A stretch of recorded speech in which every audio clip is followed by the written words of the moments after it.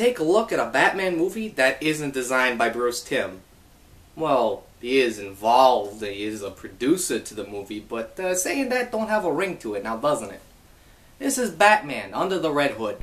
Yeah, fanboys, you heard that right. Batman Under the Red Hood is another direct-to-video movie made in 2009 that follows one of the darker stories in the Batman mythos. That says a lot when your hero is the physical embodiment of dark. Upon its release, it received acclaim as being one of the best Batman animated films to come out on direct-to-video. Until The Dark Knight Returns came out, both parts 1 and 2, which I'm probably going to look at next year.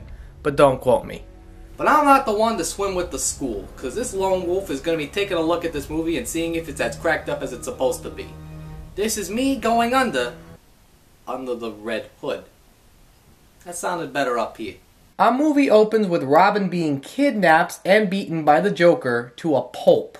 Yeah, this movie sets the record straight that it's intended for a PG-13 crowd where Robin eventually dies. This is actually not too far off from the source material, which at one point fans were given the opportunity to choose if Robin lives or dies at the hands of the Joker. Because we live in a world of sick, demented folk, Robin got the axe. Death in the Family Saga.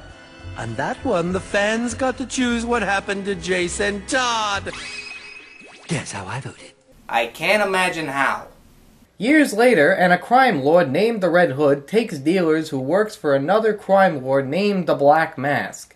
I seriously want to take this guy seriously, but he seems more like a Yosemite Sam impersonator versus a threatening villain. Damn it. Of all the... Damn it! You wanna tell me why this guy ain't dead? Yeah, throw your desk around like J. Jonah Jameson. You're not a villain. You're a newspaper editor disguised as the no copyright-bearing resemblance of the Red Skull. Oh, these kids today.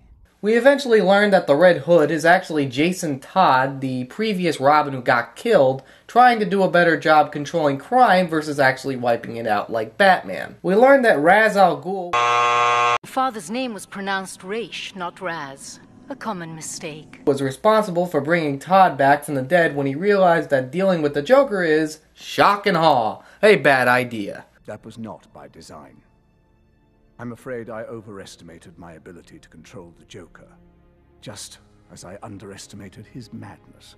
It eventually leads to a confrontation between him, Batman, and Joker DiMaggio, who I'm actually split on as far as the Joker's characterization goes. Now don't get me wrong, DiMaggio's readings would suit the character well at times, and you would really imagine him getting into the role. Hell, anybody who's given the opportunity to play a psychotic clown would probably do the same, or at least I would. But there are lines that do sound like they're forced. Wow, that looked like it really hurt. Whoa, now hang on. That looked like it hurt a lot more. You are entering a world of hurt. So now that I just spoiled the ending, this makes the movie not worth sitting through, right? Well, not really. At times, the mystery is what makes a Batman movie pretty good. However, I think the filmmakers set the record straight that they'll be taking elements that are straight from the comics, so that having prior knowledge of the ending isn't going to tarnish your enjoyment. Hell, the writer of the comic that this movie is directly based on also wrote the screenplay to the movie. Unlike Mask of the Phantasm or Return of the Joker, where the stories are original concept introducing original characters, and discussing the details of this is what's going to make me recommend it more. I complained that DiMaggio's performance of the Joker wasn't enough to sell me. However, the writing and characterization shows what makes this one of the most threatening villains in all of fiction. There are elements used in one of my favorite comics, The Killing Joke, which is an understatement because I think any comic book fan has come across this comic. He's a man who's crossed the line due to unfortunate circumstances. He's gone to great lengths of killing just to prove a point, to see if somebody incorruptible can cross that same line and put themselves in his shoes, getting his cruel joke. The Joker looks forward to the day Batman can finally break his code and pulverize him into silly putty. You gonna do it this time? Or you're just gonna put me in another body cast for 6 months?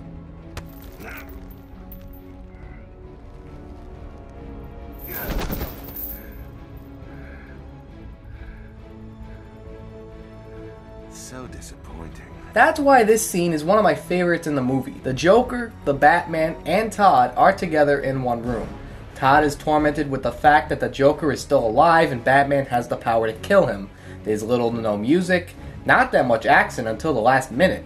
Just a conversation between the three of them coming to a compromise. Alright, so the Joker has little control over the decision, but he's a major player in this room nonetheless. However, it ends how you'd expect it to.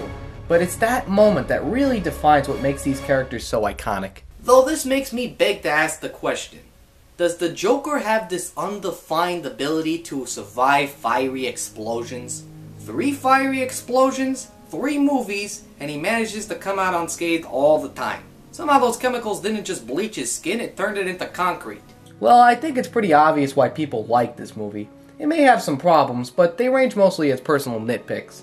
Like, let's talk about the good things that this movie has going for it. The story's superb, putting the characters into situations that make it a great character study.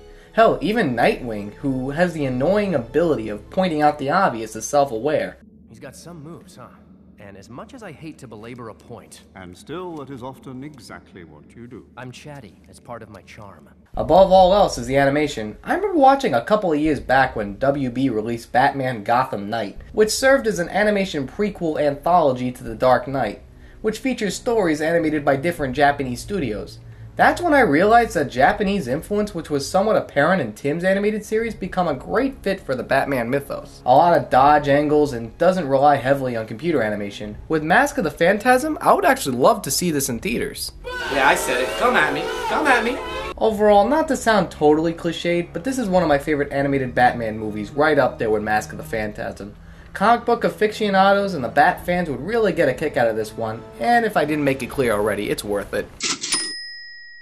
Well, I'm Joey Tedesco, and thanks for another year sticking around with the Batman Chronicles. See you later on the Palooza.